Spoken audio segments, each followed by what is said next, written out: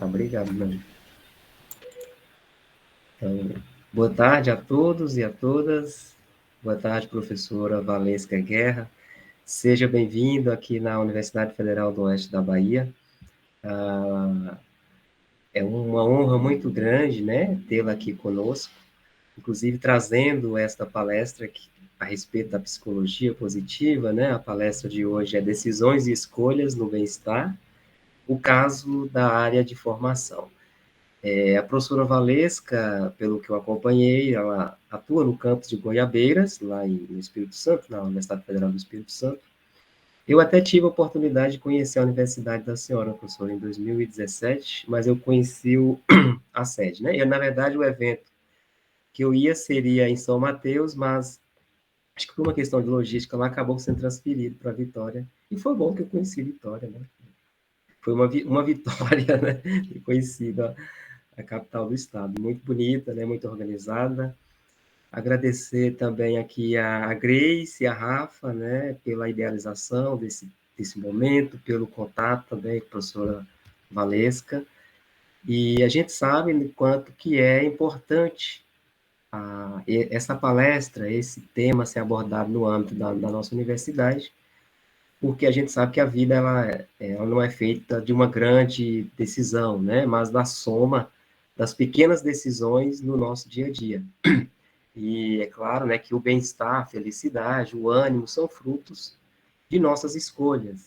E às vezes, né, nós associamos a felicidade com coisas grandiosas, né? No entanto, algumas das nossas práticas que nós podemos adotar, que nós podemos executar no nosso cotidiano, até por meio aí do nosso esforço, que seja intencional, nós podemos cultivar, inclusive, e encontrar essa felicidade aí que a gente tanto busca, né? E eu acho que não é demais citar o nosso Chico, que diz que a felicidade não entra em portas trancadas, né? Então, o que eu tenho a dizer é que desejo que a palestra da professora Valesca, né, atinja o núcleo de cada coração de todas as pessoas que estão aqui, das pessoas que virão a assistir. Nós estamos gravando a reunião para que seja disponibilizada no YouTube, no canal da UFOB, após, né, a finalização do defesa eleitoral, para que toda a comunidade interna e externa possa acompanhar essa grandiosa palestra. Rafa, passo para você. Obrigado, viu? Boa tarde a todos e a todas. Bem, eu vou começar me apresentando muito brevemente. Meu nome é Rafaela, sou da PROAI. Eu vou descrever o ambiente porque algumas pessoas podem precisar quando disponibilizar no YouTube. Eu acho que no momento não tem ninguém, mas eu estou de vestido cinza, headphone preto, um climatizador porque barreiras não deixa ninguém bem. E dá para ver um estante de livros e a gasificação aqui ao fundo. A professora Valesca Martins Guerra, ela possui graduação em Psicologia, especialização em Sexualidade Humana e mestrado em Psicologia Social pela Universidade Federal da Paraíba. Ela também possui doutorado em Psicologia Social pela University of Kent, da Inglaterra, e atualmente é professora associada do Departamento de Psicologia Social e do Desenvolvimento da Universidade Federal do Espírito Santo e atua também no programa de pós-graduação em Psicologia da UFES. Ela coordena o Grupo de Estudos e Práticas em Psicologia Positiva, GEP-PSI+. Eu vou colocar aqui o Instagram para vocês daqui a pouco. E ela vai falar agora sobre o impacto das decisões e escolhas no bem-estar, o caso da área de formação. Seja bem-vinda, professora. Passo a palavra para você. Muito obrigada, Rafa. Obrigada, professor Antônio. Obrigada, Grace, também pelo contato. Obrigada, agradeço também a paciência de vocês nas remarcações desse evento, né, desse dia. O mês de setembro é um mês muito cheio para mim, assim, a gente tem evento de Semana da Psicologia aqui, eu tive o evento, o Congresso Brasileiro de Psicologia Positiva, teve Ampep, então está tendo um monte de coisa ao mesmo tempo, então foi muito lotado e foi difícil de fazer essa organização, mas a gente conseguiu. Estamos aqui hoje, apesar dos percalços tecnológicos, né? Então, foi uma honra ter recebido esse convite para conversar com vocês sobre esse tema, que tem como objetivo falar um pouquinho sobre a satisfação da gente com o curso, né, que a gente escolheu, com a área que a gente escolheu, para discutir aspectos relacionados a bem-estar, qualidade de vida e saúde mental, né, e como isso pode ser impactado de diversas formas, né. E para conversar sobre esse tema, eu vou abrir aqui meus slides, tá? Vou compartilhar aqui com vocês, para que a gente possa seguir. Vocês me falam aí se vocês estão vendo, tá? Porque aí eu não estou vendo vocês. Deixa eu ver se eu consigo reduzir para conseguir ver vocês melhor. Já está abrindo, só tá abrindo? Ok? Uhum. Ok, então vou seguir. Então, vamos lá. Para conversar um pouquinho com vocês sobre esse tema, eu parto a minha perspectiva, né, é a partir do movimento da psicologia positiva.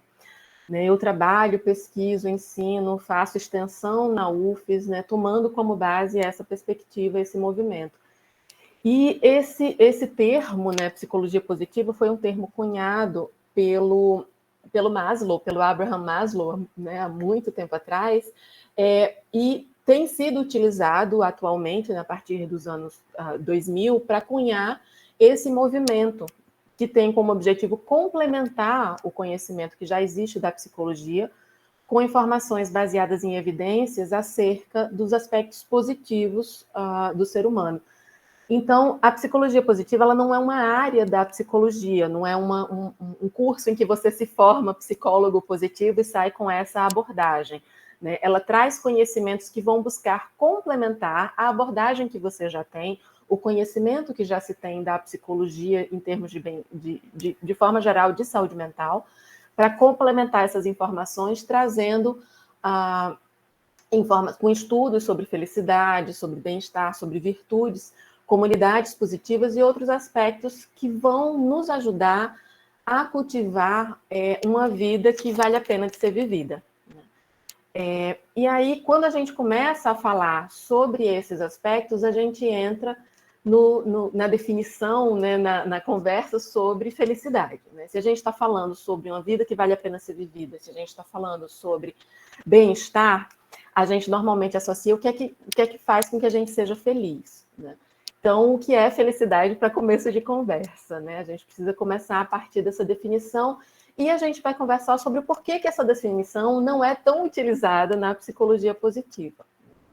A felicidade, ela é uma experiência subjetiva, o que a gente chama de experiência subjetiva. Isso quer dizer que ela é diferente para cada pessoa, né? Uma definição muito comum de se encontrar é que é um estado de bem-estar caracterizado por emoções, né, que variam de um contentamento até uma alegria muito intensa.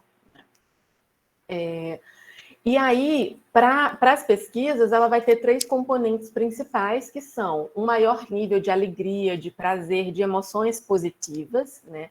Um menor nível de dor e um menor nível de sofrimento, e uma avaliação geral que nós fazemos da nossa vida de forma satisfatória. Então, tem uma definição aqui, por definição, a felicidade é o grau no qual cada pessoa avalia globalmente a qualidade da sua vida de forma positiva, ou seja, o quanto a pessoa gosta da vida que leva.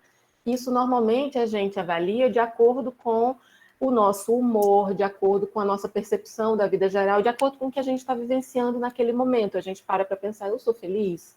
Né? A minha felicidade, a definição felicidade cabe aqui, né? E aí, para a psicologia positiva, existem alguns problemas em definir a felicidade exclusivamente dessa forma, tá? Primeiro, o que a gente chama de... o que a gente vai tentar discutir aqui hoje é o que a gente chama de terceirização da felicidade, né? A partir do momento em que a gente define a felicidade como sendo uma satisfação geral, que é muito baseada no humor do momento, né, em que a gente está vivendo, e na quantidade de alegria ou de emoções positivas que a gente vivencia, o que acaba ocorrendo é, primeiro, uma ênfase muito grande, muito maior nessas emoções positivas que são esfuziantes, né? Então, uma alegria muito intensa, paixão, orgulho, coisas muito marcantes, momentos marcantes, marcados por uma emoção positiva muito forte, acabam sendo a definição para a gente do que é sentir felicidade. emoções grandiosas nesse sentido, essas emoções intensas, positivas, a gente não vivencia todo dia, então é difícil de repetir isso, né? Coisas grandiosas não acontecem todos os dias com a gente.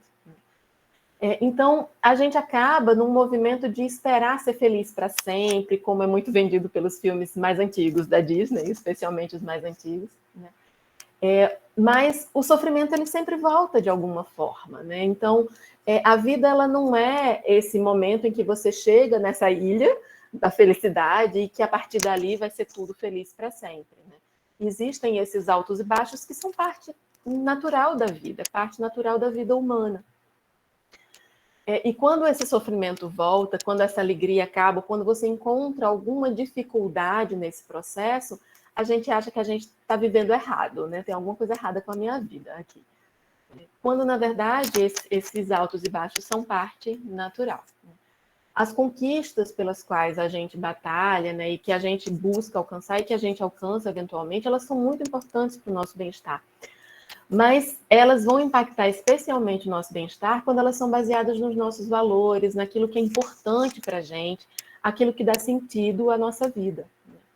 Um segundo ponto aqui da gente não se utilizar desse termo, né, e de falar para falar sobre essa terceirização da felicidade, é essa busca, né, eterna por perfeição. A gente está sempre esperando o momento perfeito, o parceiro ou a parceira perfeita.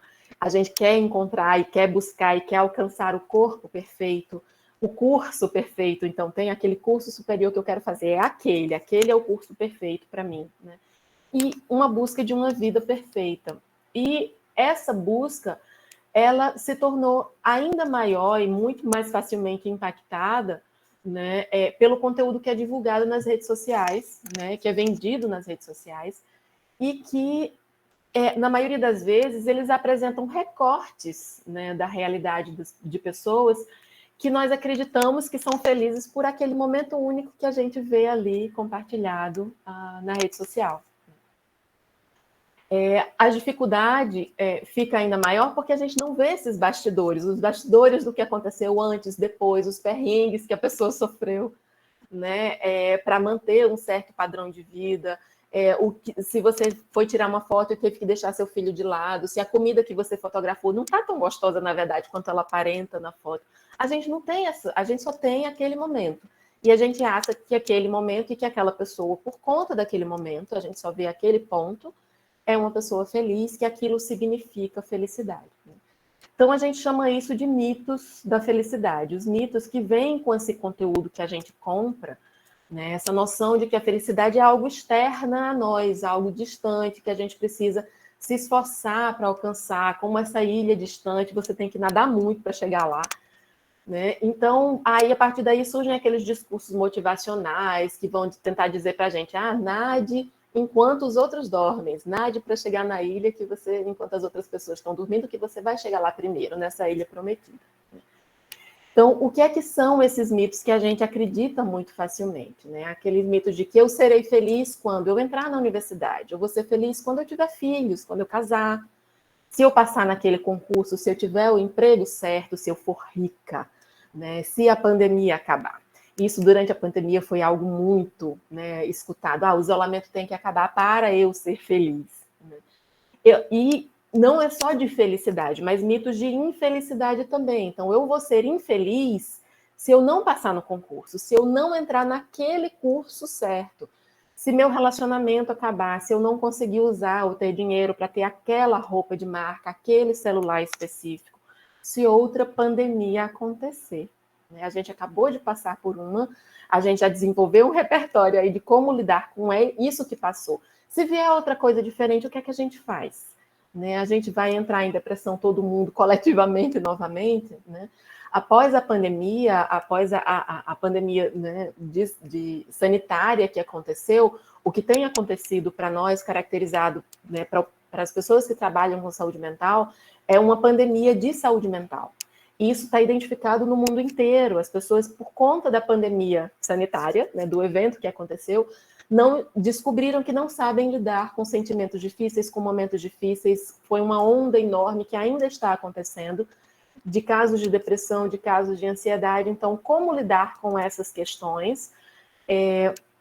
Como falar sobre isso? Nesses mitos, a gente nunca fala sobre como lidar com essas dificuldades do caminho, como lidar caso surja alguma coisa que eu não sei, né?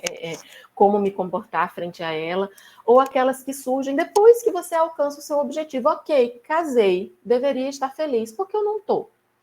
Né? Entrei no curso, perfeito. Por que eu não estou feliz? O que é que está acontecendo? Por que eu não estou feliz o tempo inteiro? Né? Então, essas questões são muito relevantes. Então, aqui na psicologia, é muito comum da gente ver assim, ninguém me falou que eu tinha que estudar estatística no curso de psicologia.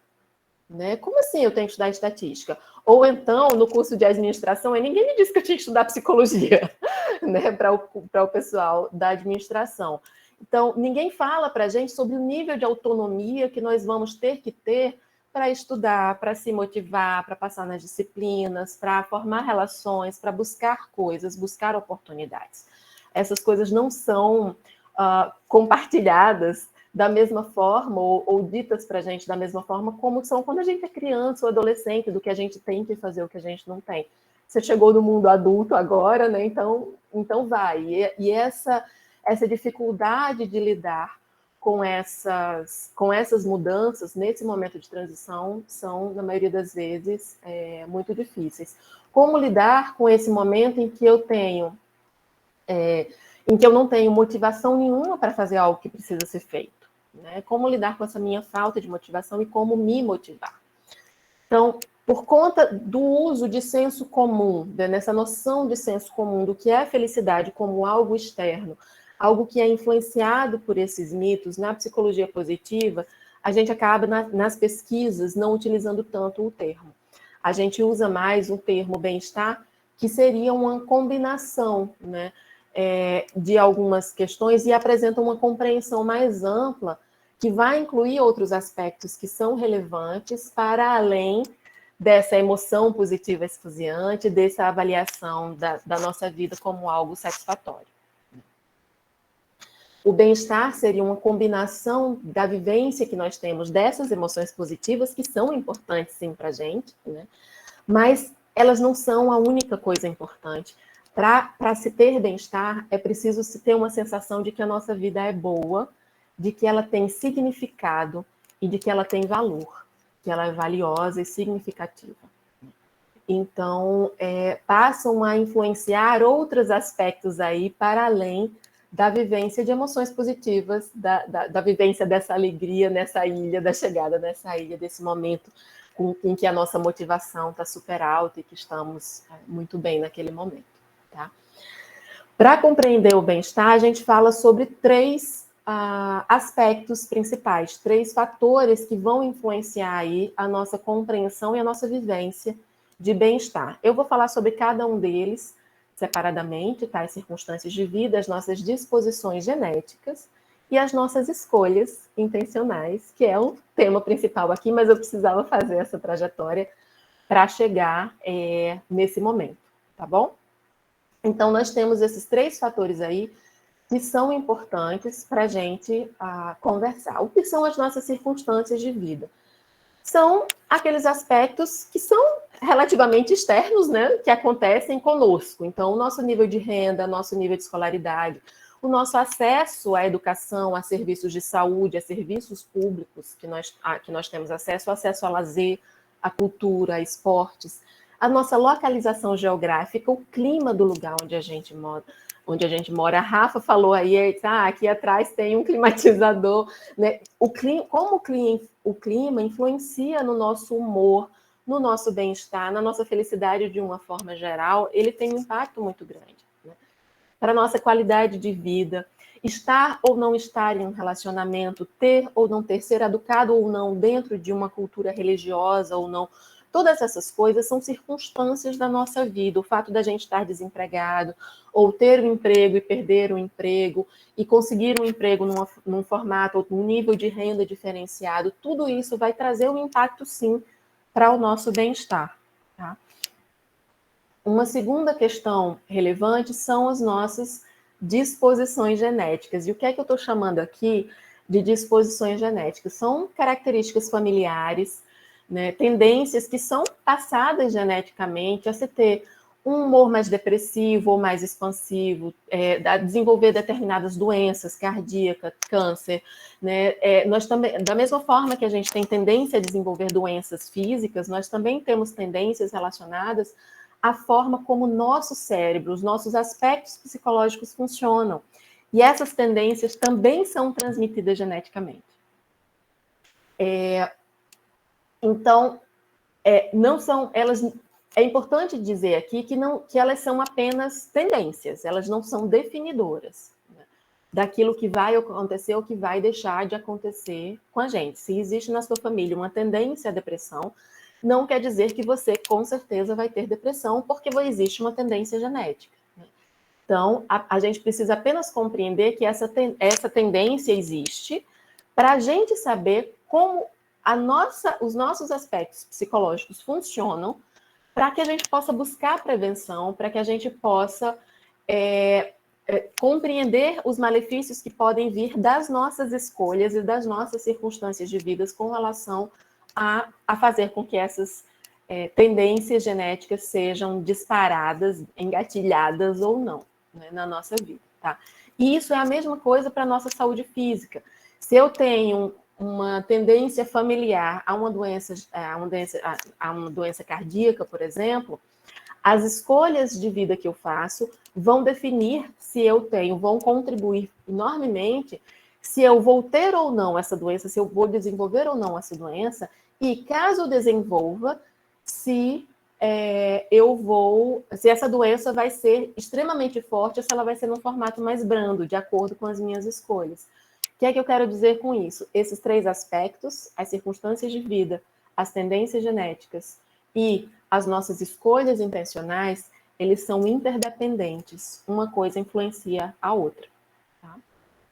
Então, finalmente a gente chega no foco principal dessa fala, que eu fiz toda, né, essa introdução para chegar aqui, que é o último dos fatores que vai influenciar o nosso bem-estar, que são as nossas escolhas intencionais. As nossas escolhas intencionais são aquilo que fazemos com as nossas circunstâncias de vida e com as nossas disposições genéticas. Né?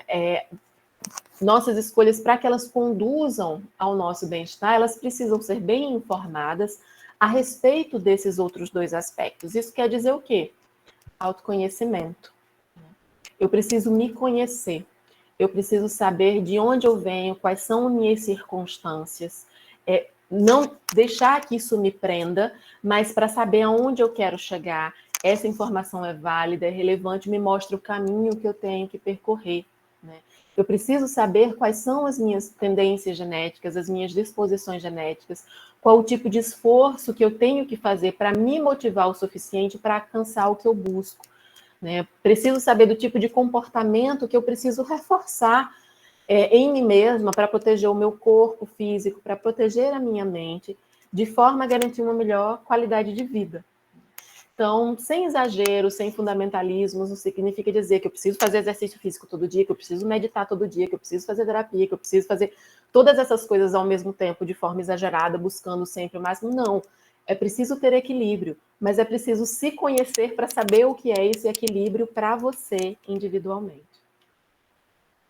Então, as nossas decisões, elas têm um impacto muito grande no nosso bem-estar. E elas vão influenciar as nossas circunstâncias, porque são essas decisões que têm o poder de mudar essas circunstâncias, na maioria das vezes, e também as nossas tendências genéticas. Se eu escolho cuidar de mim mesma, se eu escolho ter uma vida saudável, eu vou estar controlando por algumas tendências genéticas que podem ou não vir a se desenvolver de acordo com as minhas escolhas comportamentais. Já existe todo um ramo da medicina que fala exatamente sobre isso, né? Então, que é a epigenética. Então, é extremamente importante a gente entender que essa relação, ela se mistura e buscar um equilíbrio entre esses aspectos para buscar o bem-estar. Então, quando a gente fala sobre bem-estar, a gente está falando sobre o nosso nível de emoções positivas. Então, a gente chega na definição mais atual de bem-estar, que a gente usa na psicologia positiva, tá? que vai ser composta, né, por esses 5 elementos, essas 5 dimensões, né? Então, quando a gente está falando sobre bem-estar, a gente fala sim sobre as nossas emoções positivas, sobre o nosso nível de alegria, de paixão, de orgulho, mas não só de emoções positivas esfuziantes, grandiosas, de momentos marcantes e incríveis. A gente está falando também sobre emoções positivas que a gente vivencia no nosso dia a dia, como gratidão, como serenidade, como esperança, quando a gente está passando por um momento difícil. O nosso interesse, a nossa curiosidade, o contentamento de estar perto de pessoas que a gente ama, ou de se divertir com alguém, dando risada quando assiste um filme de comédia. Né? Esses momentos leves, que não são esfuziantes, mas são positivos, eles têm um enorme impacto no nosso bem-estar e precisam ser cultivados também. Tá? Além disso, o nosso bem-estar ele também é formado pelo nosso nível de engajamento, ou seja, o quanto a gente consegue se engajar nas nossas atividades, nos motivar para fazer essas atividades, né? O quanto elas nos inspiram, nos mantém nossa mente ativa, né? O quanto nós usamos nossas qualidades, nossas forças da melhor forma possível naquilo que a gente está fazendo. Né? Então, esse engajamento ele também é fundamental, a percepção que nós temos de estar engajados, de estar, né, motivados para fazer algo, ela é muito importante. Um terceiro elemento são os nossos relacionamentos com outras pessoas, nossos relacionamentos positivos. O quanto essas pessoas nos encorajam, o quanto elas nos ajudam a seguir em frente em momentos de alegria e também em momentos difíceis, né? O quanto nós sentimos que pertencemos, o nosso senso de pertencimento aos grupos, às instituições a que a gente faz parte, e as nossas relações, as relações que a gente estabelece. Um quarto elemento seria o quanto nós visualizamos um sentido de vida para a gente. Quanto a gente consegue perceber que a nossa vida tem um propósito. O quanto a gente consegue entender que esse propósito muitas vezes é maior do que nós mesmos e a gente consegue se conectar com algo maior. E a gente vai em busca da realização desse sentido. Isso também é muito importante para o nosso bem-estar. E um quinto elemento seria a nossa realização, o quanto a gente se sente realizado pelas conquistas que a gente alcança. Então, esses 5 componentes, todos esses aspectos, eles são relevantes e eles contribuem para compor isso que a gente chama de bem-estar. Então, apenas a realização de alcançar algo que é considerado importante por nós ou por outras pessoas, não necessariamente vai trazer bem-estar, porque isso pode acontecer em detrimento de várias outras coisas que também são importantes. Então, se eu buscar apenas a minha realização, e em detrimento das outras coisas, isso pode causar um impacto muito grande no nosso bem-estar e vai ficar algo faltando. Tá? Então, a gente não vai vivenciar essa sensação de felicidade ou de bem-estar de forma mais completa. E aí, como cultivar o bem-estar dentro do nosso curso superior? Pensando nesses componentes, né, o que é que a gente pode fazer, como a gente pode pensar sobre o bem-estar no ensino superior? A escolha do nosso curso, ela vem, na maioria das vezes, dentro de um momento de transição, né? Seja a transição do nosso desenvolvimento físico, social, psicológico para um momento de vida adulta, né? E aí abarca o início e o fim do curso superior, né? Seja um momento de transição de carreira, você já tem uma carreira, você decidiu entrar em um segundo, terceiro curso, e você está transicionando de uma carreira para outra. Ou seja, em geral, esse momento ele é marcado por um momento de mudança. E toda mudança, toda transição, ela gera naturalmente um desconforto, a gente fica desconfortável. Na maioria das vezes, a gente não tem repertório de comportamento, a gente não sabe como agir, né, frente às mudanças que estão acontecendo, são coisas novas que a gente não entrou em contato ainda, a gente pode ter muitas expectativas muito altas, e pouco repertório para lidar com as demandas que estão surgindo ali. Né? Uma coisa relevante de se falar com relação a esse momento de transição, especialmente para a questão da vida adulta, é a questão do desenvolvimento do cérebro, que é muito pouco falado, muito pouco mencionado e que vai ter um impacto. Né? O nosso cérebro, no geral, a gente considera uma pessoa adulta, eu vou deixar espiado aqui porque existem distinções na literatura com definição do que é adolescente do que adulto, né? Com relação à idade certa em que isso ocorre, a gente considera uma pessoa adulta capaz de tomar essas próprias decisões a partir dos 18 anos. A pessoa entra na universidade, no geral, por volta dessa faixa etária. Desculpa. Então, mas, na verdade, o neocórtex, o córtex pré-frontal, né, que é a área do nosso cérebro responsável por decisões importantes, a área do nosso cérebro responsável por uma série de conexões que vão e percepções que vão embasar decisões marcantes para a nossa vida, ela só termina o seu desenvolvimento por volta entre os 25 e 30 anos de idade. Então, quando toda a sociedade, todo, né, esse mundo que a gente vive solicita da gente que a gente tome uma decisão sobre a nossa carreira, quando a gente tem 17, 18 anos de idade, não está levando em consideração que nosso cérebro não está maduro para tomar uma decisão tão séria e tão marcante a esse respeito. Isso quer dizer também que nós podemos sim mudar de ideia, que é possível mudar de ideia, que é possível entrar pensando em uma coisa, ter suas expectativas, né, destroçadas pelo que você encontra e buscar felicidade e bem-estar em outro lugar a partir do momento em que seu cérebro está mais maduro. Tá? É possível fazer isso. E é possível fazer isso em qualquer momento da vida, na verdade. Tá? Mas, voltando a falar aqui, essa transição ela é muito importante, a gente precisa entender que esse momento ele é um momento peculiar, que ele é um momento realmente mais delicado e mais desconfortável para a maioria das pessoas, na verdade.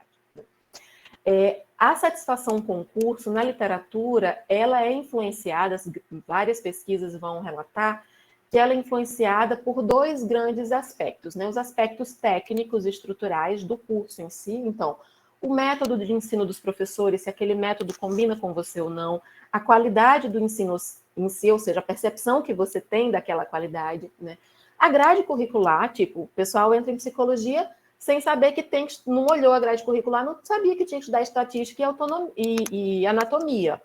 Então, a pessoa fica ali, entra nos primeiros períodos esperando ver psicologia, teorias psicológicas, é jogado numa sala de anatomia para estudar biologia, funcionamento do corpo, e a pessoa fica ali dizendo, não, mas eu não quero isso, eu não quero entender. Aí vai jogado numa sala para estudar a fórmula matemática para entender probabilidade estatística. Ela não sabe por que ela tem que fazer aquilo.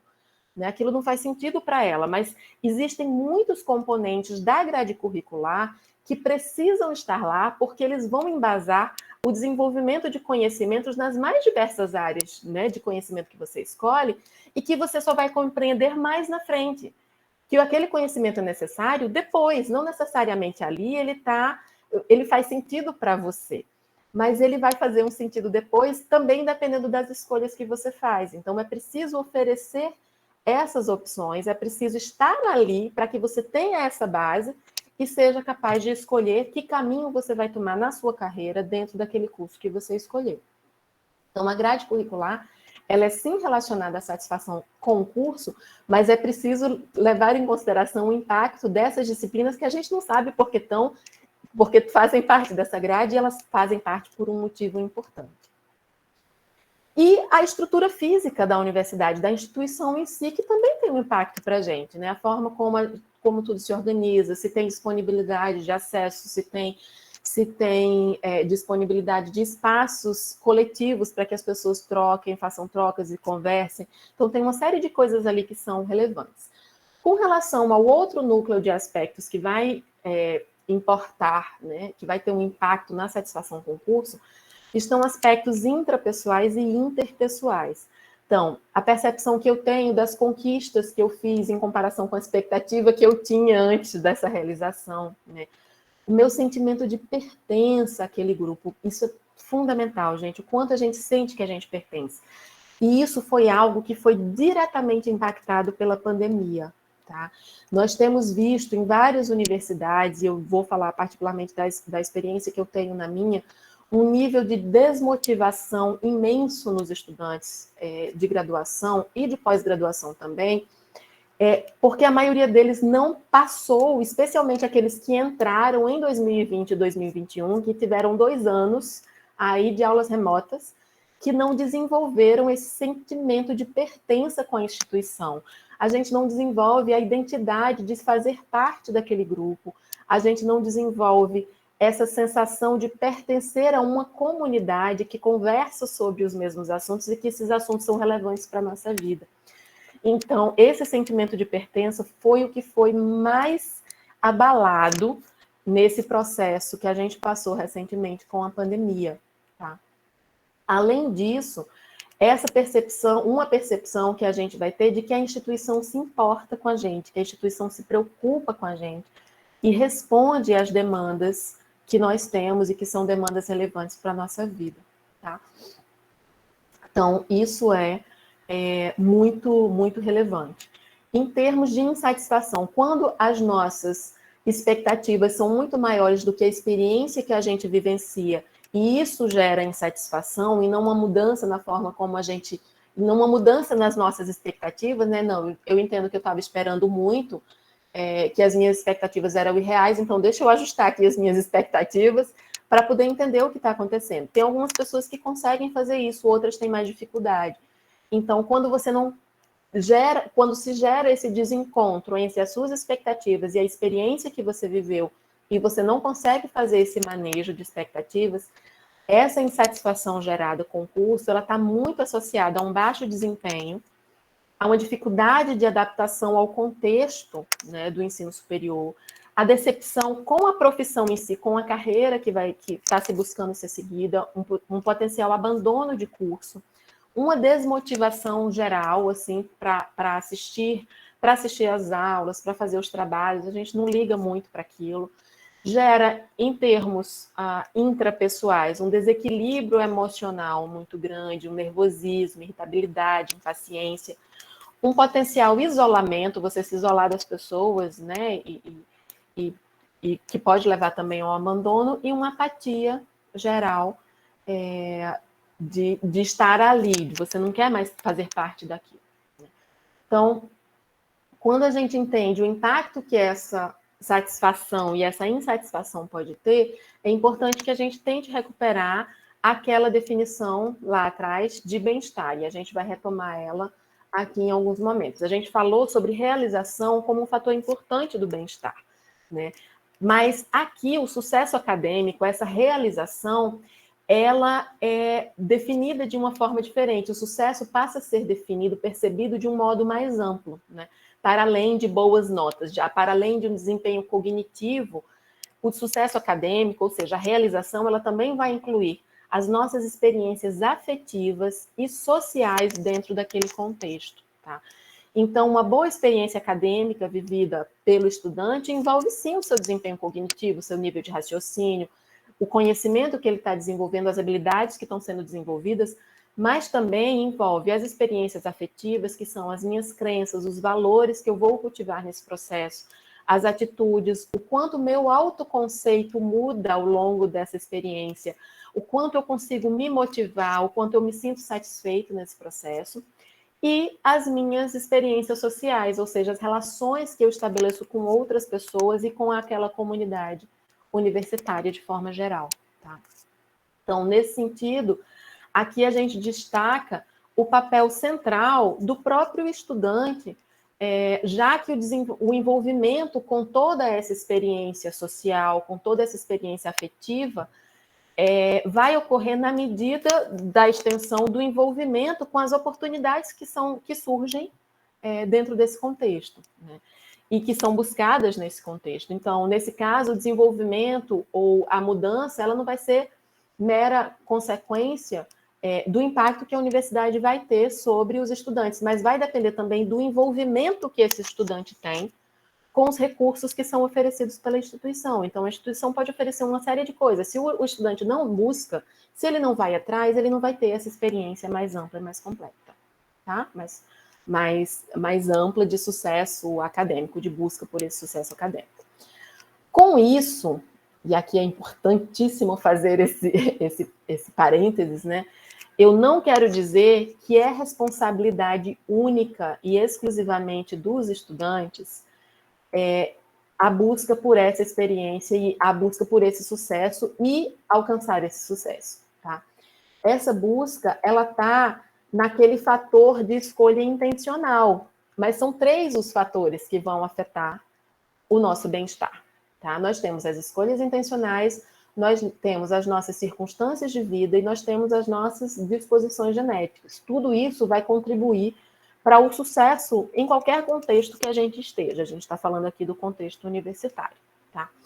Então, ao pensar no bem-estar também como resultado das nossas escolhas, é possível perceber que aqueles 5 elementos lá, aquelas 5 dimensões do bem-estar que a gente apresentou, podem e precisam, sim, ser cultivados nas escolhas que a gente faz.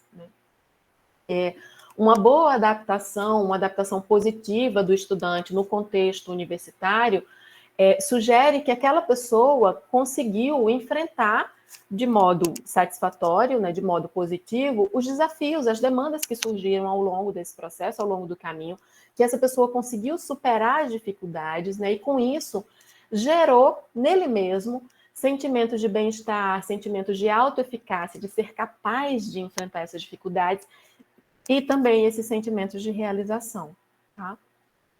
Então, com base nisso, o que é que a gente pode pensar em termos de dicas que a gente pode dar baseado nessa noção mais ampla de sucesso acadêmico e nessa noção mais ampla de bem-estar, com relação, de forma a contribuir para uma melhor adaptação nesse contexto, tá?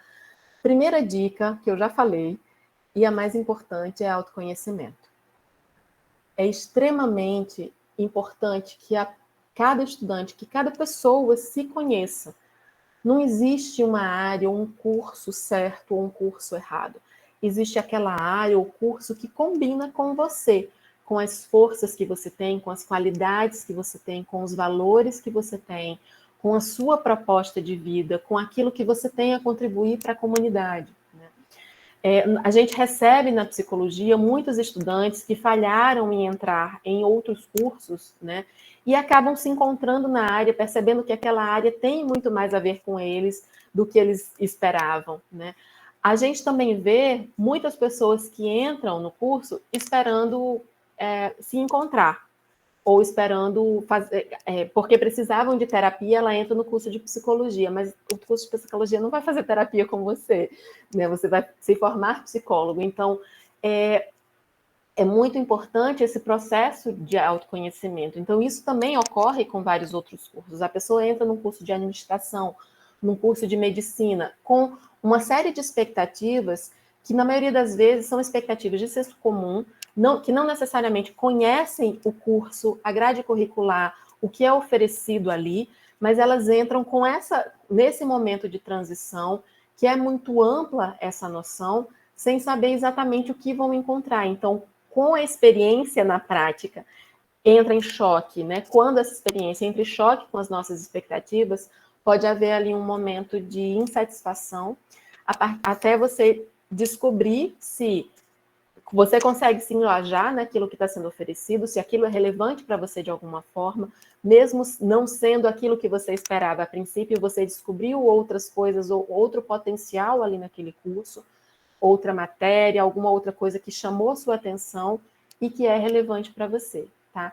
Então, escolher nesse processo, cultivar o que importa, é você buscar informações sobre você, procurar se conhecer. Em que você é bom, né? Como é que você se sai sob pressão? O que é que te engaja? O que é que faz teu olho brilhar? O que é que... Você é uma pessoa curiosa? Então, usa a tua curiosidade para buscar essas informações, para gerar. A curiosidade é uma emoção positiva, então vamos utilizar essa força, essa emoção positiva, em buscar mais informações, usar isso para que a gente se engaje, né? E aí a gente busca oportunidades extracurriculares, pesquisas nas diferentes áreas, pesquisas que podem trazer para a gente informações interessantes, coisas que a gente não esperava. A gente tem que buscar atuar em extensão, a importância da extensão, a extensão é fundamental, e atuar, porque ela vai fazer com o estudante, vai fazer com que o estudante tenha pequenos momentos de ensaio do que seria uma prática profissional ainda dentro do ambiente da universidade. Isso é excelente e ajuda nesse engajamento, ajuda a gerar emoção positiva e ajuda o nível de realização, tá? se engajar em grupos de estudo. Então, as nossas escolhas, o que a gente vai buscar, vão ter um impacto enorme nas nossas circunstâncias, né? Na forma como a gente lida com o que acontece com a gente. Então, as oportunidades que tiverem ali de atividades extracurriculares, elas precisam ser aproveitadas.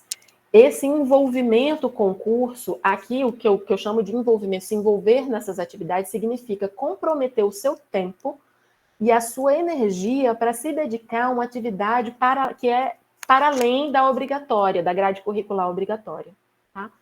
Então, esse tipo de envolvimento faz com que os estudantes se sintam conectados com as suas instituições, contribui para cultivar interações sociais com os colegas, com os professores, além desse tempo compartilhado com profissionais da área, que são os professores, e outros funcionários ali da universidade também. Tá? Além disso, é muito importante cultivar relacionamentos positivos e cultivar sentido de vida, né? Durante esse momento. O apoio social, seja formal ou informal, ele é fundamental nesse processo.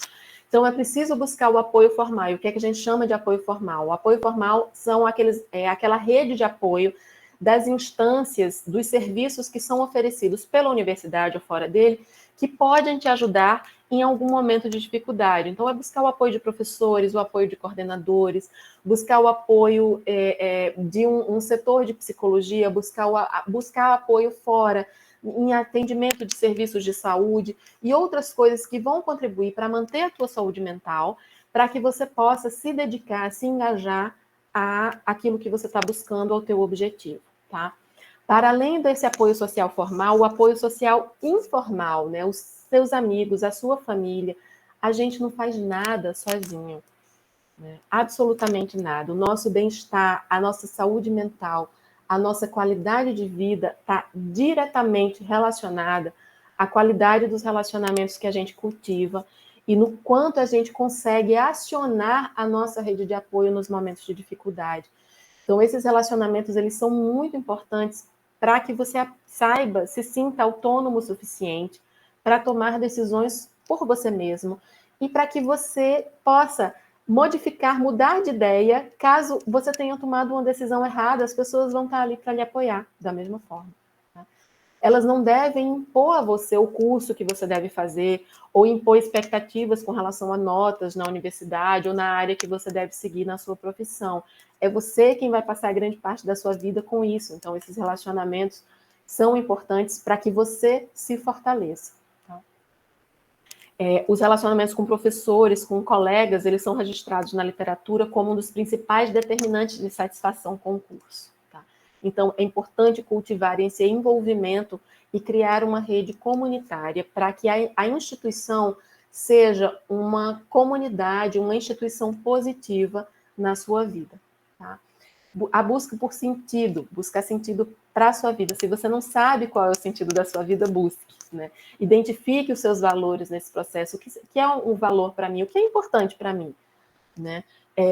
Nesse processo, também é preciso ser flexível, no sentido de que o objetivo, aquilo que é importante para mim, o propósito, ele é mais importante do que a forma que a gente espera. Então, se eu espero ajudar pessoas, eu entro no curso de psicologia, eu entro no curso de medicina esperando ajudar pessoas. E ali eu não encontro a forma como eu esperava de ajudar pessoas, eu posso buscar ajudar pessoas de outra forma. Eu vou continuar com esse valor importante para mim, um valor de altruísmo, de ajudar o outro, mas eu posso fazer isso, eu não preciso fazer isso só na medicina, eu posso fazer isso de diversas formas. Então, a forma ela pode ser quebrada, o valor é o que é mantido, é que é importante, que precisa ser valorizado. Para isso, demanda muita flexibilidade cognitiva, flexibilidade emocional, para que você consiga se manter fiel aos seus princípios e aos seus propósitos, sem se apegar tanto a determinados formatos ou a uma carreira fixa que tem que acontecer dessa forma. A vida sempre vai passar a perna na gente, a vida sempre vai trazer alguma coisa diferente que vai fazer com que a gente balance ali, mudando a nossa situação, tá? É importante também encontrar não só o sentido de vida como um todo, o sentido de vida é aquele sentido para a nossa vida como um todo, mas o sentido na vida. O sentido na vida é o sentido diário das coisas que nos acontecem. Qual o sentido dessa pandemia? Como foi que isso me afetou? Eu consigo atribuir um sentido para isso? Qual o sentido de uma batida de carro? Qual o sentido da minha doença? Eu consigo atribuir sentido para essas coisas? Isso quer dizer o quê? Eu consigo aprender com o que essas experiências estão me ensinando nesse processo?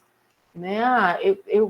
Eu entendi o sentido de que eu preciso fazer mais exercícios e cuidar mais da minha saúde com base nessa experiência, dessa vivência, dessa doença. Ok, então esse é um sentido que você conseguiu identificar. Tá? E aí, para finalizar essa fala, eu queria finalizar dizendo que mudança faz parte da vida. Né? É importante sim dedicação, é importante sim se esforçar para fazer dar certo aquilo que a gente busca, né? Para alcançar a nossa realização. Então, procure fazer o que precisa ser feito, mesmo que você não tenha a motivação no momento para fazer. Muitas vezes é o hábito de fazer que gera a motivação. Enquanto a gente fica esperando a motivação para poder gerar o hábito, para poder fazer alguma coisa, e a gente não tem motivação, aquilo não acontece e a gente vai ficar procrastinando. Se você se comprometer a fazer pelo menos um pouquinho, se esforçar, mesmo sem se sentir motivado, isso vai gerar um hábito e isso vai fazer com que a motivação surja mais na frente. Tá? Mas uma outra questão relevante aqui, para além disso, mesmo se esforçando, mesmo buscando, mesmo tentando se engajar, mesmo buscando se envolver, tentando fazer esse contato, você ainda assim não está satisfeito, viu que isso realmente não é para você, então mude. Né? Não atrele a sua vida, o resto da sua vida, a uma carreira, a algo que vai te deixar infeliz, sempre é possível mudar. A sua saúde mental ela é mais importante do que atender desejos de outras pessoas, expectativas irreais de outras pessoas sobre você. Né? Então, essa mudança é sempre possível ir em busca da forma como mais se encaixa para a sua vida aquilo que você deseja fazer, a forma como você deseja contribuir para a sociedade. Tá? Espero que vocês tenham boas experiências acadêmicas. Obrigada. Muito obrigada, professora. A palestra foi ótima. Deixa eu fechar aqui. O pessoal está falando aqui, maravilha. Agora eu posso A entrar Mariana aí falou que é um dos motivos pelos quais ela defende a presencialidade. Sim, a presencialidade, eu tenho que dizer que ela é importante. Mas tem um aspecto que a gente percebeu agora no retorno, que eu acho também bem relevante de se falar, que a gente nós passamos 2 anos, né, remotos, completamente remotos. Foram 2 anos muito difíceis, então a gente teve gente que chegou no meio do curso de psicologia remotamente, né, assim, o que é muito complexo, especialmente falando de um curso com psicologia que trata com pessoas, né, que a gente precisa do estar perto, do estar junto do outro para avaliar, para saber como agir. E a ansiedade pela presencialidade estava tão grande que o que acabou acontecendo foi que quando as pessoas se encontraram, houve um descompasso, assim, as expectativas estavam muito maiores do que o que foi possível oferecer naquele momento de forma geral.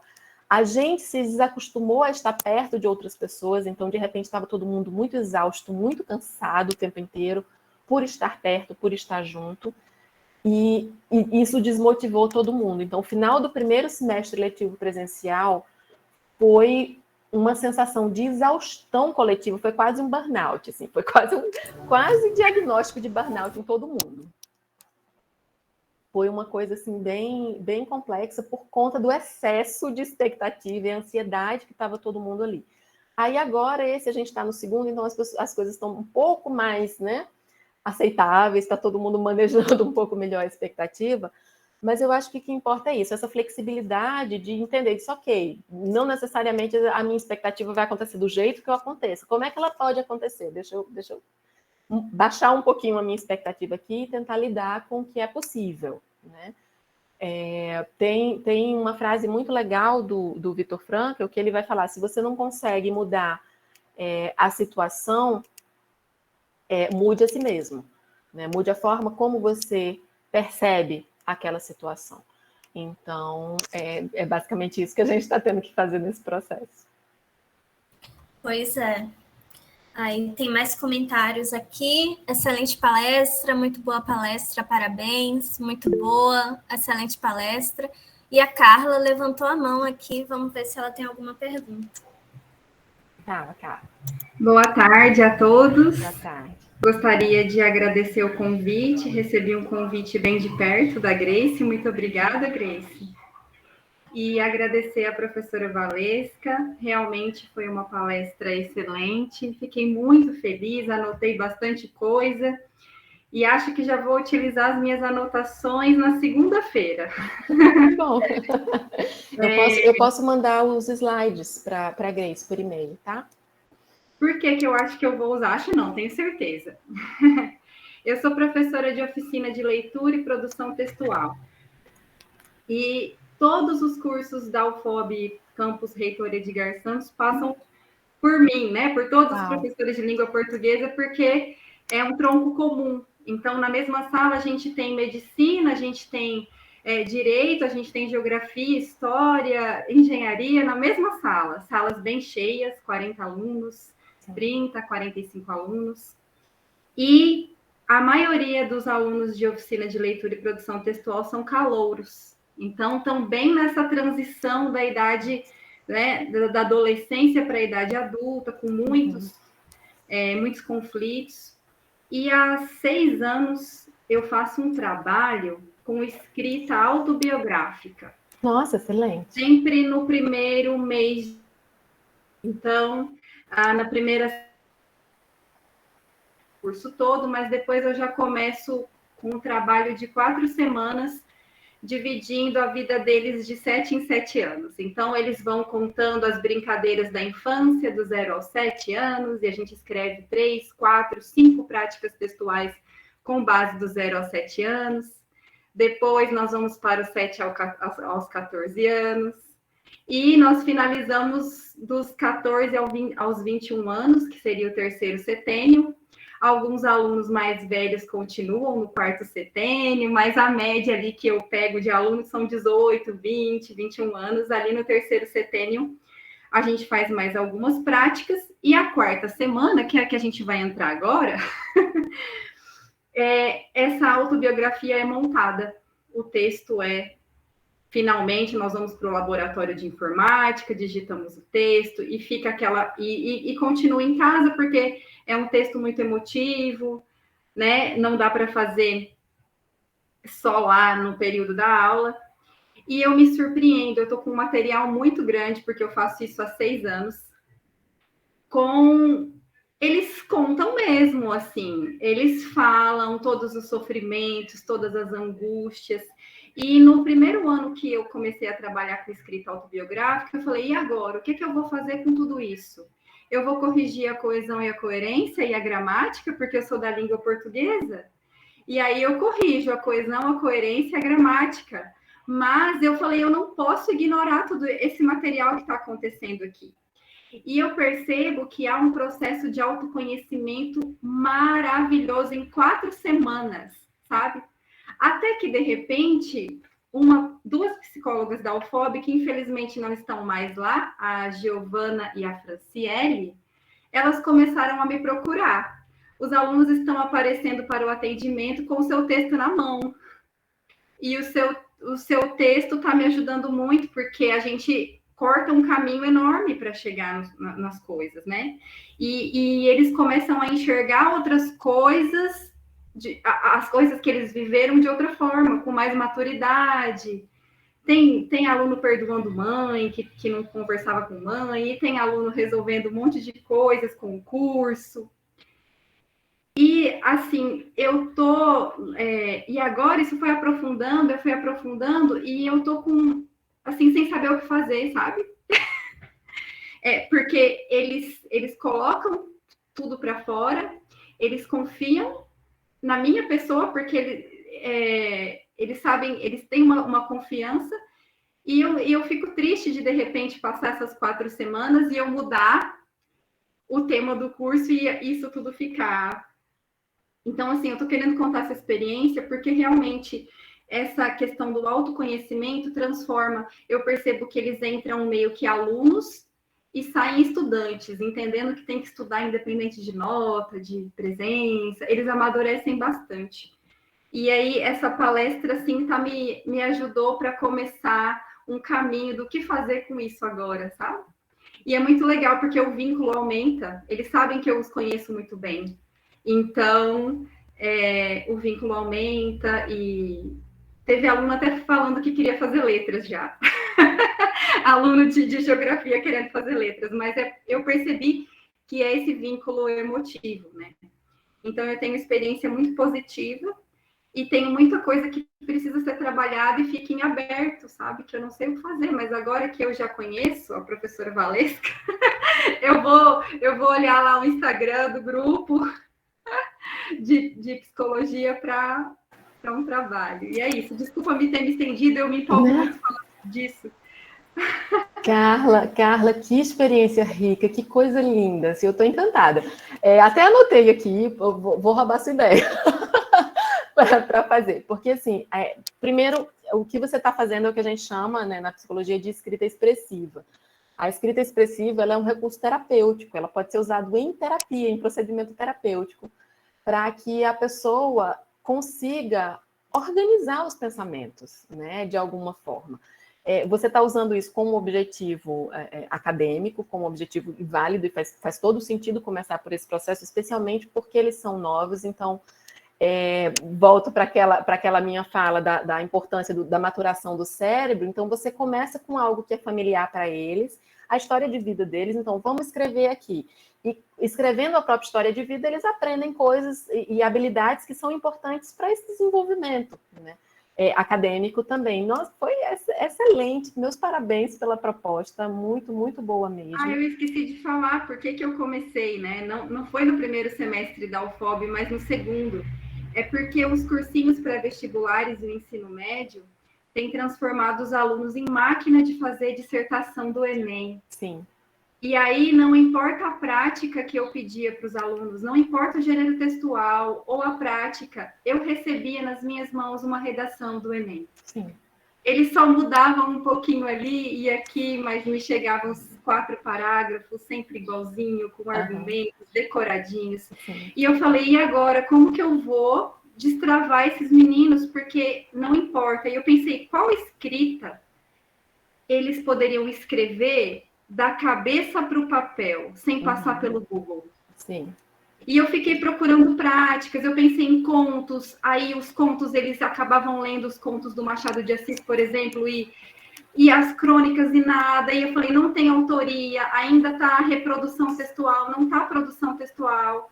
E aí, quando me veio à mente, assim, um texto do Paulo Freire, que fala da importância do ato de ler, que ele conta as suas memórias, e eu lendo esse texto me deu uma espécie de, uma luz, assim. Paulo Freire, maravilhoso. O texto autobiográfico é um texto que da cabeça vai para o papel. Sim. E aí foi assim que eu comecei a usar o primeiro mês dos calouros, texto autobiográfico, porque aí liberou a escrita, parou com aquele tipo de redação do Enem, gente que falava que odiava escrever, passou a escrever 8, 10 páginas em um dia, né? Então, mas aí eu não esperava tanta riqueza da parte da psicologia, e é onde eu não tenho muito como ajudar. Sim. Porque esse processo da escrita expressiva, ele é muito importante para o autoconhecimento. E a partir daí você pode fazer link com uma série de coisas que são muito relevantes para qualquer curso que eles vão, né? A partir do momento que eles acostumaram, pegaram essa prática, ok, estou aqui escrevendo, sai da minha cabeça para cá. Então, é possível dizer, ok, agora, depois que vocês falam sobre isso, vai fazer parte da história de vocês uma série de conhecimentos que não fazia parte antes, né? Então, vocês estão aqui para estudar outras coisas. Então, vamos pensar no direito. Dentro do curso de direito, a gente vai estudar direito penal, né? Então, a partir desse conhecimento, eu leio um texto, independente do texto, o que é que passou pela minha cabeça? O que é que passou pela cabeça dessa pessoa que se descreveu naquele papel, essa pessoa com essas experiências específicas, com essas brincadeiras específicas, com esses relacionamentos específicos, o que é que passa por essa minha cabeça, é esse conhecimento que eu li, que eu entrei em contato ali naquele papel, naquele texto acadêmico. Então, eu vou processar essa informação, ok, eu, Valesca, estou sendo demandada a falar sobre como eu penso sobre o texto, e não sobre o que o texto está dizendo. Porque o que acaba acontecendo quando a gente diz, faça um resumo, faça uma coisa, eles fazem um resumo ou copiam mesmo, tem muito plágio, né? Então, essa manutenção dessa noção do plágio é muito comum. E fazem um resumo daquilo, mas sem necessariamente entender, sem passar pelo processo de entender o que está sendo dito ali, né? E aí, de trazer para a própria vida. Eu já vivenciei alguma coisa nesse sentido, eu conheço alguém que vivenciou alguma coisa nesse sentido. Para quem isso faz sentido? Né? Faz sentido para em que situação, no meu ponto de vista? Para que, a partir daí, eles comecem a se relacionar com o conhecimento, né? Porque é isso que a gente quer que essa relação ela seja associada, né? Que as pessoas associem aquele conhecimento de alguma forma, e associem um conhecimento com o outro. Uma coisa que eu faço muito aqui é pedir que eles façam um trabalho que sirva para mais de uma matéria do curso. Então, você vai fazer um trabalho que é para mim e para outro. Mas como é que eu vou fazer isso? São duas matérias muito diferentes. Tem associação, se vira para descobrir. Então, vamos conversar sobre que associação é essa. E a gente vai puxando, esse fulano que pensa dessa forma, tem esse fulano que pensa dessa forma, você pensa como? E a gente vai tentando construir. Esse diálogo, ele é muito importante. Parabéns pela tua proposta, realmente de escrita expressiva, é um processo de autoconhecimento muito importante. E aí, conversar com eles sobre isso, assim, tem algo que eles podem permanecer fazendo para manter esse autoconhecimento independente da matéria. A manutenção desse diário, ele é legal, ele é importante, e você pode passar tarefas específicas do tipo assim, nos próximos 15 dias vai ser sobre só coisas boas que aconteceram. Né? Então, eu tenho registro, à noite você vai sentar e tentar anotar 3 coisas boas que aconteceram com você em cada dia desses 15 dias. Professora, mas não acontece coisa boa todo dia. Acontece, a gente aqui não percebe. Acontece todos os dias, mas o nosso cérebro, ele tem um viés que é instintivo mesmo, tá? Isso é algo que foi construído ao longo de milhões de anos de evolução, que a gente tem que prestar atenção, o cérebro vai prestar atenção muito mais naturalmente a coisas ruins do que a coisas boas, porque a gente precisa manter a nossa sobrevivência. Então, se tem alguma coisa ruim acontecendo, o cérebro presta atenção e a gente foca naquilo porque eu preciso saber se eu vou estar vivo depois, né? Então, existe um sentido evolutivo para isso, só que a gente acaba ampliando isso e utilizando esse viés da negatividade, de prestar atenção no negativo para tudo na nossa vida, e a gente não reforça o prestar atenção naquilo de positivo que acontece. E acontece todos os dias. A gente pode não prestar atenção, pode não ser uma coisa grandiosa, maravilhosa, mas todos os dias acontece alguma coisa boa. Então, assim, chamar atenção para pequenas coisas, porque eles mantêm esse processo de autoconhecimento. Ou assim, quais as suas emoções? O que você sentiu esses dias, né? E anotar isso, para ir acompanhando. Mas para que ele desenvolva essa relação de uma forma diferente com o conteúdo do curso. Muito legal, muito legal. Parabéns. Muito interessante esse relato mesmo. E o que a professora Valesca falou é tipo um diário da gratidão, né? 3 coisas positivas todo dia. Quando você para pensar, realmente a gente ignora muita coisa boa que acontece. E quando você começa a usar isso como prática toda noite, você se sente melhor. Porque você começa a reparar nessas pequenas coisas para anotar. Isso, e aqui eu acho relevante falar assim, a gratidão ela é uma emoção muito importante, mas é importante que a gente separe dessa noção que está sendo muito divulgada em rede social de coisa gratiluz, de ser sempre positivo, de ter gratidão por tudo. Não é isso, gente. Isso não vai fazer diferença nenhuma na sua vida. Na verdade, isso pode piorar a sua sensação, a forma como você se sente. Se alguém chegar para você dizendo, não, mas... E você está ali triste, se sentindo mal, e a pessoa vai dizer, não, olha, mas tem que vibrar gratidão. Não tem que vibrar nada. Conversa com a pessoa, escuta a pessoa, valida o que ela está sentindo. É importante que a pessoa saiba que ela está sendo escutada. A rede de apoio serve para isso, né? e tenta encontrar com ela formas de sair da dificuldade que ela está. Gratidão é quando a gente sente realmente gratidão, quando a gente realmente se sente grato por aquilo. Então, naquele momento em que você, de repente, se pega conversando com um amigo e está num momento legal, num momento de serenidade, está tudo tranquilo, você senta, respira fundo, e o dia está bonito, e você ganha um chocolate, você se sente bem. Não é uma coisa apoteótica, sensacional, é um momento de tranquilidade que a gente vivencia de forma geral, ou um momento de autoconhecimento como esse, que a gente vivencia, mas que a gente não necessariamente registra no nosso cérebro como um momento de bem-estar, como um momento bom, né?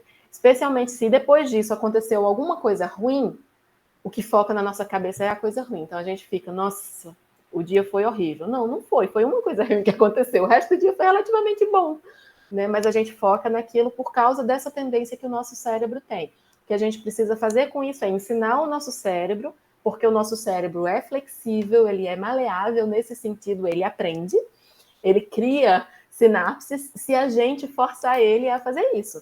Então a gente precisa começar a trilhar, ensinar o nosso cérebro a trilhar esses caminhos, né? De prestar atenção para o positivo que existe, sim, à nossa volta. Pois é. Grace? Bom, eu quero parabenizar a professora, porque ela traz questões muito interessantes de uma riqueza, assim, e que produziria, né, um diálogo muito rico em vários momentos com estudantes, docentes, e, assim, eu li um pouquinho o currículo dos trabalhos que ela vem desenvolvendo, inclusive com os docentes, não é, professora Valesca? É um trabalho que também sobre o bem-estar com os docentes. E aí, se a gente tiver uma outra oportunidade, né, o convite já está feito até. Se tivermos uma outra oportunidade, a gente dialogar sobre essa temática com os docentes também, porque a gente vê a necessidade para que esses temas venham à tona, para que essas questões sejam problematizadas. Às vezes a gente fica muito voltado para um conteúdo intelectual científico distanciado daquilo que se relaciona com as nossas emoções, com o nosso bem-estar. A ideia de positivista, né, de separação entre o pesquisador e o seu objeto de conhecimento. Então, a gente está muito ainda embebido pelo positivismo nas nossas relações relações interpessoais e intrapessoais também no mundo acadêmico, na vida universitária. E a gente precisa trabalhar essas questões, discutir, dialogar sobre esses temas. E eu só queria pontuar uma questão que me chamou, na verdade, duas questões que me chamaram bastante atenção na sua fala, que uma é essa ideia de que a gente precisa, para a gente estar feliz, para a gente estar equilibrado, para a gente se sentir bem, a gente precisa ter a mesma vida das pessoas das redes sociais. Então, o Instagram, principalmente. Eu acho que isso tem afetado muito a vida das pessoas e especialmente dessas novas gerações. A ideia de felicidade, a ideia de bem-estar que é passada pelas redes sociais, que está bem distante do que é a realidade. Então, a realidade, ela é também marcada por momentos difíceis, por escolhas difíceis que a gente precisa realizar, por momentos de tristeza, de dor, de luto, e a gente precisa se permitir vivenciar esses momentos, até mesmo para que a gente construa esse bem-estar e a gente signifique a nossa vida, o nosso pertencimento na condição de pessoas humanas. E a outra questão foi algo que a gente trabalha muito aqui na universidade, utilizando um autor que fez uma pesquisa sobre esse processo de transição da educação básica para a educação superior, que é o Alain Coulon. Ele vai falar do estranhamento da afiliação, e aí você traz essa ideia também na sua fala, da questão dessa transição, só que com uma outra leitura, uma leitura que a gente não conhecia ainda, e eu achei bastante rica e interessante.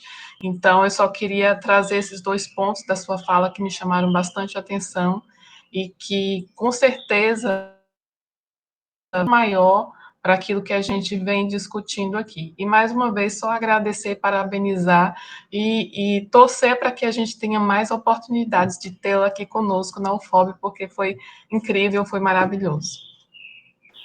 Obrigada, Grace. A gente tentou foi muito, né? Conseguir marcar essa palestra. Que bom que conseguiu, que bom que deu certo.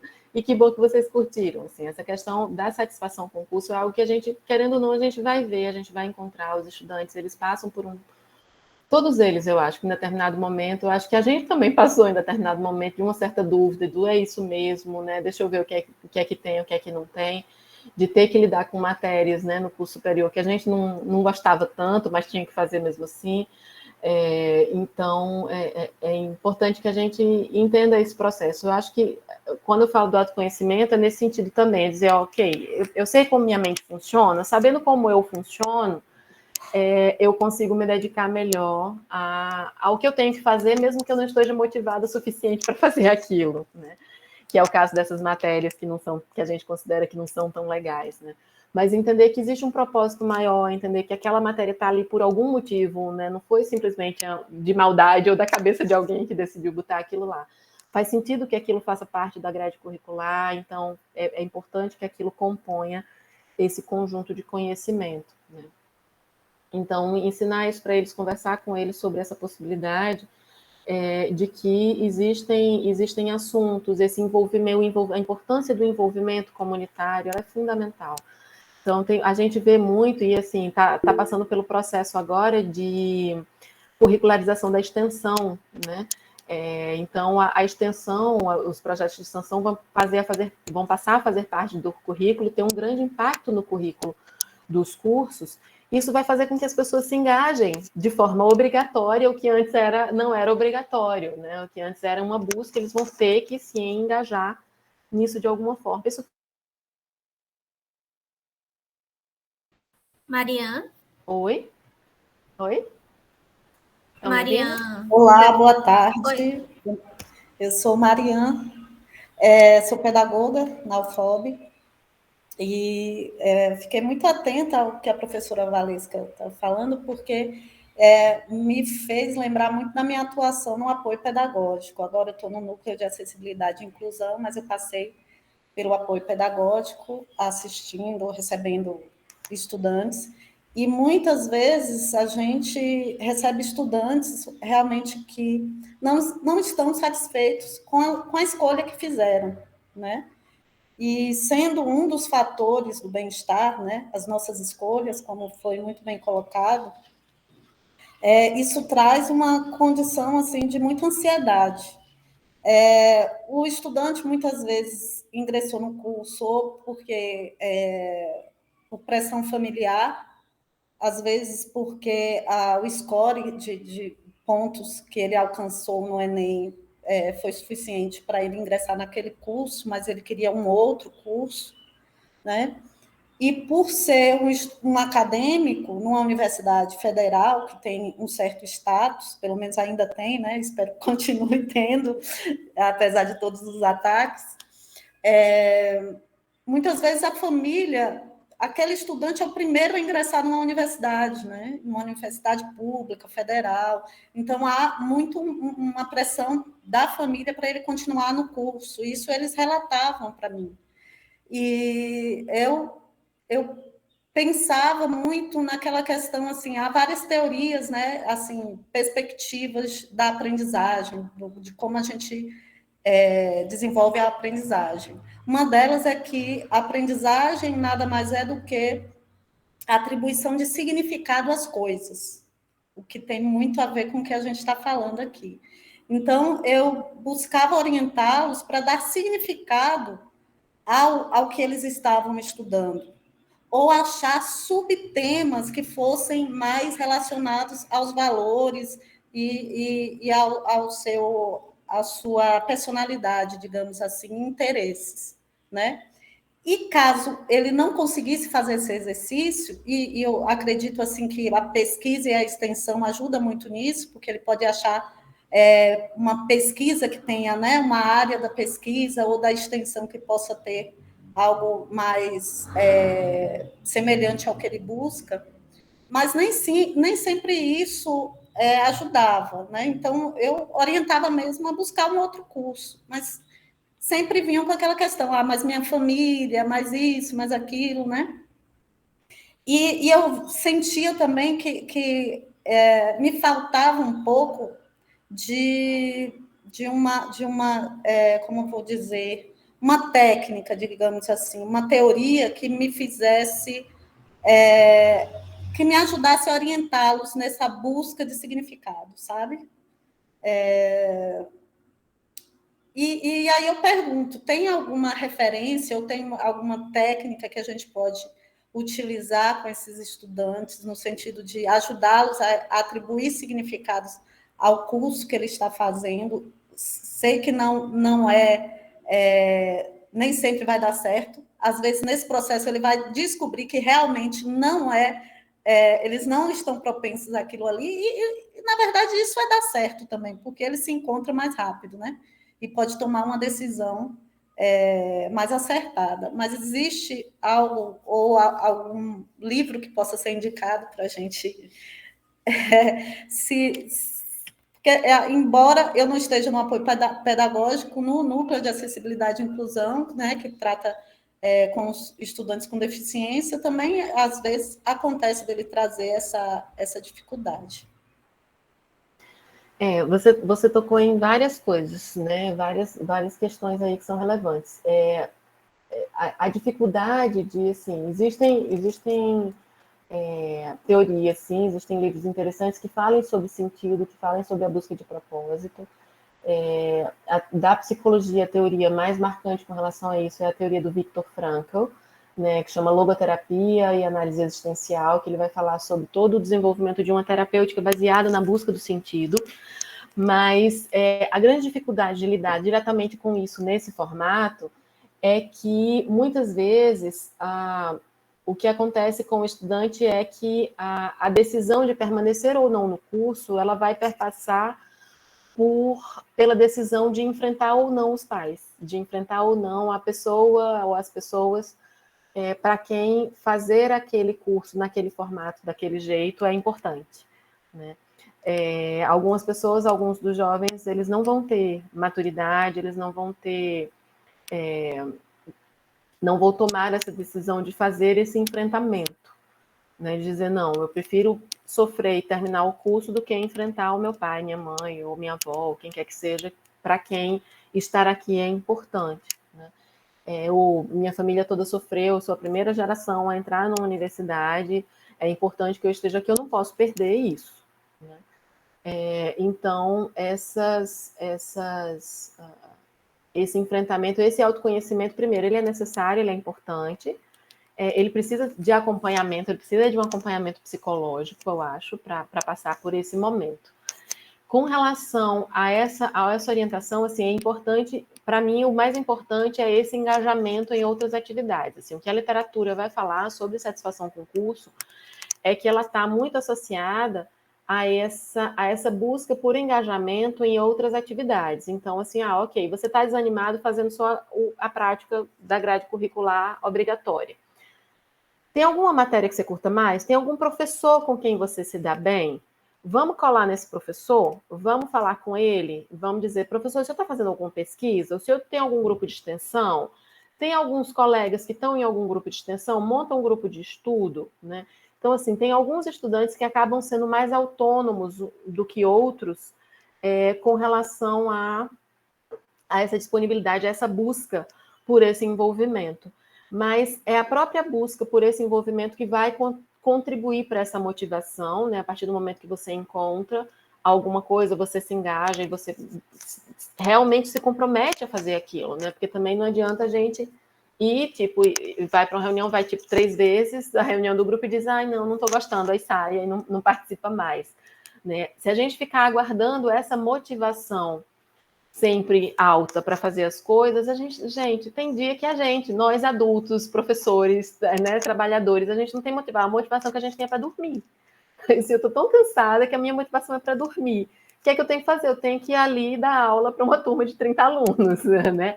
E aí a gente faz porque a gente tem que fazer, a gente faz porque é isso que a gente faz. A motivação para dormir a gente aloca em outro espaço temporal, né? E a gente vai fazer isso, e isso é algo que acaba sendo natural, infelizmente, mas que é algo que faz parte do processo da vida da gente enquanto adulto, né? Mas ainda assim, nós também ainda aguardamos muito, esperamos muito motivação para fazer as coisas. Então, a busca por sentido nas coisas que a gente faz, ela pode perpassar para cada pessoa aspectos que são de carreira, né? Assim, qual o sentido para você? Qual é o seu propósito de carreira? Então, o que é que você busca, o que é que você pensa? Quando você pensa em você daqui a 5 anos, daqui a 10 anos, como é que você pensa que vai ser sua vida? De forma realista, não dizendo assim, daqui a 5 anos eu quero estar num iate de luxo passeando nas ilhas gregas. Né, assim, por favor, sejamos realistas com o planejamento de vida, né? Mas, assim, pensando de forma realista, o que é que eu gostaria? Eu gostaria de estar empregado? Eu gostaria de estar trabalhando? Que tipo de trabalho? O que é que eu gostaria de estar fazendo? Não atrelado a uma profissão específica, mas o que é que eu gostaria de estar fazendo? Eu gostaria de estar ajudando pessoas. Eu gostaria de estar desenhando. Eu sou do design, então eu gostaria de estar desenhando desenho, ele é legal para mim. Mas precisa ser no design? Pode ser em outra coisa? Tem várias outras profissões em que você pode desenhar e que pode ser relevante para você essa sua qualidade, essa força que você tem. Então, vamos tentar traçar possibilidades. Como você pode fazer para desenhar mais? Como você pode utilizar isso nas suas tarefas? Eu tenho uma matéria muito chata, então vamos ficar desenhando mapa mental durante essa disciplina que você considera chata, que você não consegue se engajar e não consegue se motivar? Desenha mapa mental e traz aqui para mim. Então, a matéria tal, teoria tal, você vai construir um mapa mental desenhado desse tema e vai trazer. Então, usa uma coisa que você sabe fazer bem, que para você parece não ter relação com aquilo, mas usa a tua força, uma qualidade que você tem, que você considera legal, que você gosta, né, de ter, como eu sei desenhar bem, ou sei, para aquilo que está te faltando motivação para fazer. Existe uma teoria da psicologia positiva, que é a teoria de forças de caráter, ou forças pessoais, que vai falar sobre habilidades que a gente vai exercitar na nossa vida, que algumas a gente exercita desde muito pequeno, né? Que elas acabam tendo ficando muito parecidas com traços de personalidade, algo que é muito natural em você, e outras que a gente não teve oportunidade de exercitar, ou que acabaram não acontecendo com tanta frequência na nossa vida, mas que são habilidades possíveis, todas são habilidades possíveis. O autocontrole é uma habilidade possível de ser exercitada, força de curiosidade, né? Você ter curiosidade, é possível exercitar a curiosidade. E essas forças, quando a gente exercita elas, quando a gente faz com que elas fiquem mais afiadas, né? Essas qualidades que a gente tem ou pode vir a ter, se exercitar, elas vão contribuir para a construção de virtudes que são importantes, não só para nós, mas para a nossa comunidade. Então, existem virtudes de sabedoria, existem virtudes de humanidade, que falam sobre relacionamentos, virtudes de justiça, que vão falar sobre a cidadania. Então, cada uma dessas forças, ela tem um potencial de ser trabalhado. Então, talvez partir na direção de estudar, fazer com que a pessoa se conheça, saiba quais são as forças dela e trabalhe ativamente naquelas forças que ela já tem, porque aquilo já é natural e ela faz bem, para tentar encontrar um sentido, um foco, uma motivação para estudar aquilo que ela não considera tão legal, para ver se dá certo, ou se mesmo com isso, mesmo fazendo da melhor forma, se dedicando, se esforçando, você não consegue, então é melhor mudar de curso e encontrar algo que seja mais adequado para você. Né? E aí procurar ver se dentro da universidade tem possibilidade de mudar de um curso para outro, de fazer seleção interna, alguma coisa assim, para não ter que passar de novo por todo o processo do Enem, de todo o processo externo. Né? Esse teste de força de caráter, ele é excelente, ele é muito bom, ele tem em português, o site é em inglês, mas tem ele em português. e tem como mudar o idioma lá. Obrigada, Rafa. E ele é muito bom. E vale a pena, é uma coisa que eu indicaria, assim, para um estudante fazer. A Carla ainda está aí? Carla está aí. Valeria a pena fazer no começo do curso e valeria a pena fazer no final do curso, para eles verem o quanto eles mudaram, porque muda. Quanto mais a gente reforça, quanto mais a gente exercita algumas habilidades, a posição dessas forças no teste muda.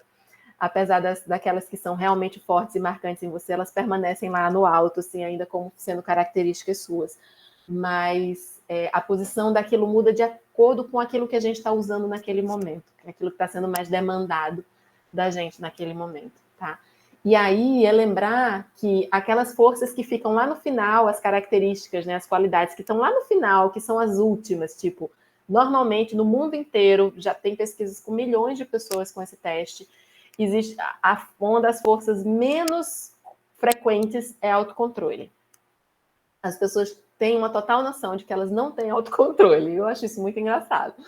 Eu já tive essa percepção também, mas aí a gente começa a entender que autocontrole é algo que a gente tem para coisas específicas e a gente avalia de forma geral como sendo algo que a gente tem para a vida toda, do tipo assim, você responde, está lá autocontrole embaixo. Quando você estava respondendo as perguntas, o que foi que você pensou na sua cabeça sobre ter autocontrole? Foi sobre conseguir fazer dieta? Foi sobre conseguir estudar sempre que é necessário? Foi sobre conseguir fazer exercício físico? Então, a gente pensa em situações específicas e diz, nossa, eu não tenho nenhum autocontrole. E aí marca e aí sai lá embaixo. O fato de estar nessa lista significa que é uma habilidade, que é uma força e que é possível de ser exercitada. Não significa que você tem zero autocontrole, que você não tem autocontrole nenhum porque ela é a 24ª, né? Significa que você avaliou aquilo de uma forma específica. No geral, a gente tem autocontrole, tem um bom autocontrole para coisas que são importantes para a gente. Então, eu lembro dessa atividade que a minha terapeuta fez comigo, porque eu falei exatamente isso para ela, e ela olhou para mim e fez, você passou num concurso público. Você fez um doutorado na Inglaterra e passou num concurso público depois que você voltou. Para fazer isso, é preciso ter autocontrole. Você não é uma pessoa sem autocontrole. Você tem autocontrole, só que você não está enxergando os momentos em que o autocontrole funciona, né?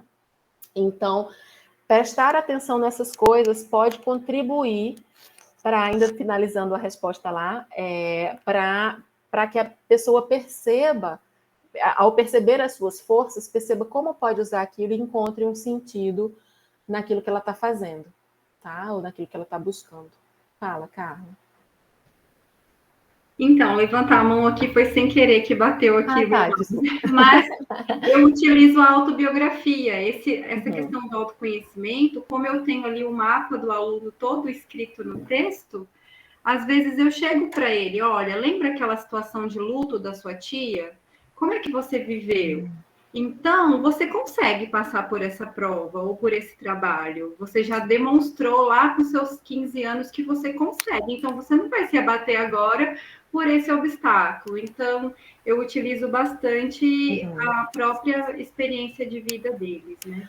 Esse teste que a Rafa compartilhou aí o link, ele poderia ser respondido por eles, para que ele, com o resultado, possa encontrar na autobiografia as forças no comportamento que ele teve ao longo da vida. Porque o resultado é uma coisa, outra coisa é eu associar aquele resultado da pergunta que eu fiz com o que eu fiz, efetivamente, na minha vida. Né? Então, eu posso olhar e dizer, olha, aqui está dizendo que eu tenho curiosidade. Na minha autobiografia, demonstra curiosidade em algum lugar? Eu consigo localizar alguma dessas forças ao longo da minha trajetória? E para que a gente veja que aquela habilidade que está descrita ali no papel é, na verdade, um comportamento, é uma escolha intencional que a gente faz e que a gente exercita e que a gente vai tomando decisões ao longo da nossa vida. São comportamentos exercitados, né? São habilidades comportamentais. Pois é, gente, a conversa tá ótima, mas já escureceu, já deu nosso horário. Eu já estou parecendo um fantasma, porque estou aqui só na iluminação do computador aqui. Não levantei para ligar a luz. Eu adoraria continuar, mas dessa vez nós temos que encerrar. Mas o convite de Grace já foi feito e vai ter o segundo congresso da UFOB também, e eu mencionei o nome da professora Valesca lá, porque psicologia positiva é uma coisa que a gente precisa muito, né? Não apenas estudar a doença mental, mas estudar a felicidade, tipo, a saúde mental. O que acontece com esta pessoa que ela não adoeceu enquanto esta adoeceu numa mesma situação? É uma coisa que a gente que não, tipo, complementa o conhecimento, não é mesmo? Então, nós teremos outras oportunidades se a professora Valesca topar. E vai ficar gravada essa conversa para postarmos depois do período de defesa eleitoral, que é neste momento exato nós não podemos postar, senão a gente estaria até transmitindo no YouTube já. Mas a gente vai postar quando passar o período e vamos compartilhar com o resto da comunidade que não pôde estar aqui. Eu agradeço muito a presença de todos, a presença da professora Valesca. Eu adorei, todo mundo adorou. Todo mundo que quiser saber um pouquinho mais, eu vou postar aqui o Instagram da professora Valesca de novo. Foi maravilhoso. E boa noite a todos, gente. Obrigada, gente. Obrigada demais pelo convite. Obrigada, professor Antônio. Obrigada, Grace. Fico à disposição, a gente conseguindo ajustar a agenda. a gente segue, tá bom? É sempre bom poder voltar à terra. Eu sou paraibana, né? Como vocês sabem, pelo meu currículo. Sou de João Pessoa. Estou aqui faz muito tempo, então meu sotaque acaba, às vezes vai, às vezes ele volta. Mas é sempre bom voltar ao Nordeste, seja virtualmente. Tá, então fico à disposição e a gente vai conversando, tá bom? Boa sorte para vocês, boas experiências acadêmicas por aí, tá? Obrigada. Abraços. Tchau, gente. Tchau. Até a próxima.